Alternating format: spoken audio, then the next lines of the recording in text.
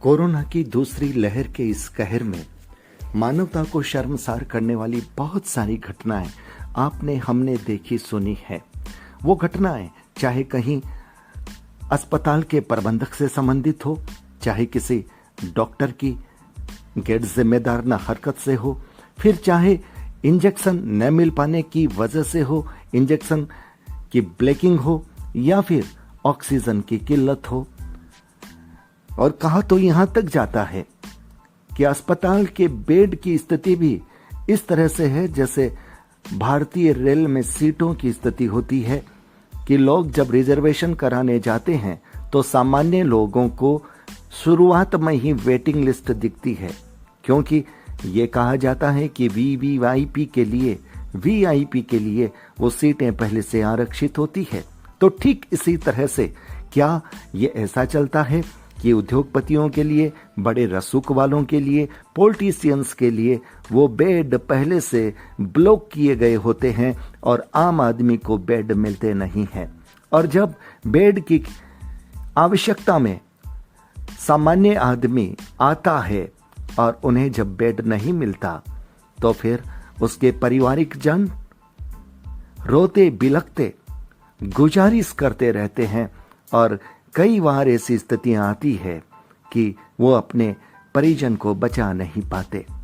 इन तमाम अनैतिक अमानवीय घटनाओं के माहौल में एक घटना नागपुर से ऐसी आई है जिसको नमन करने को, जिस शख्सियत को वंदन करने को जी चाहता है। वो घटना है नागपुर की। कहा जाता है कि नागपुर के एक अस्पताल में 85 वर्षीय बुजुर्ग श्री नारायण भाऊराव दांबडकर का इलाज चल रहा था। हालांकि उनकी स्थिति भी बड़ी नाजुक थी। ऑक्सीजन का लेवल काफी हद तक गिरा हुआ था, जिसकी वजह से उनके दामाद और बेटी ने बहुत मशक्कत करने के बाद अस्पताल का बेड पाया था। लेकिन जब यह शख्स ये देखता है कि एक 40 वर्ष की युवती अपने पति की सीरियस कंडीशन को बताती हुई अस्पताल के प्रबंधन से बेड के लिए गुहार करती है, रोती बिलखती है, तब इस 85 वर्षीय बुजुर्ग श्रीमान नारायण भाऊराव दांबडकर से रहा नहीं जाता और ये अस्पताल प्रबंधक को बुलाकर के ये कहते हैं कि मैंने तो अपनी जिंदगी जी ली, मेरा ये बेड इस महिला के पति के लिए दे दिया जाए। नमस्कार, मैं संजय सनम, आप देख रहे हैं डिजिटल फर्स्ट न्यूज। मानवता को शर्मसार करने वाली घटनाओं के बीच में मानवीयता जिंदा है, ये बताने वाली ये घटना और ऐसे शख्स, ऐसे महापुरुष, ऐसी विभूति 85 वर्षीय नारायण भाऊराव दांबडकर भले ही इस दुनिया में नहीं हैं, लेकिन उन्होंने अपनी जिंदगी जिस तरह से एक महिला के सुहाग को बचाने के लिए दान में दी है, ये कहानी, ये गाथा इतिहास के स्वर्ण पन्नों में हमेशा हमेशा के लिए रहेगी। 85 वर्षीय नारायण भाऊराव दांबडकर ने ये कहकर के अपने बेड को जब छोड़ना चाहा तो प्रबंधक ने एक सादे कागज पर उनसे लिखवाया कि मैं अपनी स्वेच्छा से ये बेड छोड़ रहा हूं। और उसके बाद नारायण भाऊराव दांबडकर अपने घर चले गए। उनकी शारीरिक स्थिति ऐसी नहीं थी कि वो घर में रह करके ठीक हो सके। उन्हें चिकित्सा की आवश्यकता थी, उन्हें डॉक्टरी देखरेख की आवश्यकता थी, उन्हें अस्पताल के आपातकालीन उपकरणों की भी संभवतः आवश्यकता थी, क्योंकि ऑक्सीजन का लेवल उनका बहुत गिरा हुआ था। 3 दिन घर में रहे होंगे और उसके बाद उन्होंने अपना शरीर छोड़ दिया, यानी वो इस दुनिया में नहीं रहे, उनका नश्वर शरीर इस दुनिया में नहीं रहा, लेकिन यह व्यक्तित्व दुनिया में अमर हो गया। कोरोना महामारी की इस लहर में दौलत के लिए लोगों के ज़मीर बिकते हुए देखे हैं, और वहीं एक ऐसी इंसानियत की मिसाल कि जिसने अपनी जिंदगी तक दे दी, ये कहते हुए कि मैंने अपनी जिंदगी पूरी जी ली। इस 40 वर्षीय महिला का युवा पति, इसके ऊपर इसके घर की जिम्मेदारी है और इसकी जिंदगी मेरे से बहुत ज्यादा जरूरी है और इसलिए मैं अपना बेड इसे देना चाहता हूं।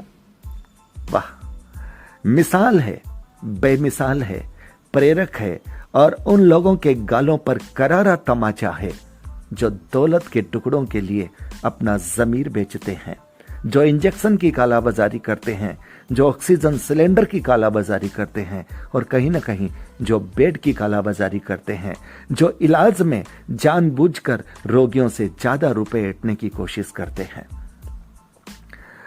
85 वर्षीय नारायण भाऊराव दांबाडकर कहा जाता है कि ये राष्ट्रीय स्वयंसेवक संघ के वरिष्ठ सदस्य थे।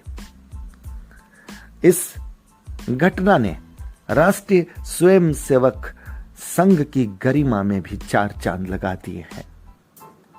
यह घटना यह जताती है कि घोर कलयुग के इस दौर में भी मानवता का दीपक, मानवता की शमा, मानवता की रोशनी, कोई ना कोई फरिश्ता आता है और वो जिंदा करके चला जाता है और जला करके चला जाता है।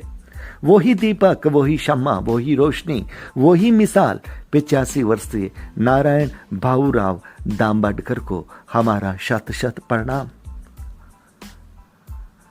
ये सलाम उनके लिए, ये सलाम उनके परिवार के लिए, उनके दामाद और बेटी के लिए, क्योंकि अगर उन्होंने इनकार कर दिया होता तो शायद नारायण भाऊराव दांबाडकर ये काम नहीं कर सकते। लेकिन उनके परिवार को भी सलाम और इस शख्सियत को बार बार सलाम, नमन, वंदन और श्रद्धा सुमन। व्यूअर्स, ये वीडियो प्रेरक है। ये वीडियो एक ऐसे व्यक्तित्व की गाथा है जिस व्यक्तित्व ने अपनी जिंदगी देकर के किसी की जिंदगी, बल्कि ये कहूं कि एक भरे पूरे परिवार को बचा लिया। ये वीडियो शेयर कीजिएगा। ये वीडियो अगर कहीं उन लोगों के कानों तक चला जाए जो दौलत के चंद टुकड़ों के लिए, अमीर बनने के लिए जो अपना ज़मीर दांव पर लगा रहे हैं, शायद उन्हें ये वीडियो राह दिखा दे, शायद उन्हें ये वीडियो सीख दे दे और फिर वो गलत काम करने से बच जाएं, वो पाप का भारी बोझा बनाने से बच जाएं, क्योंकि कर्मों का हिसाब एक न एक दिन उनको भी देना पड़ेगा।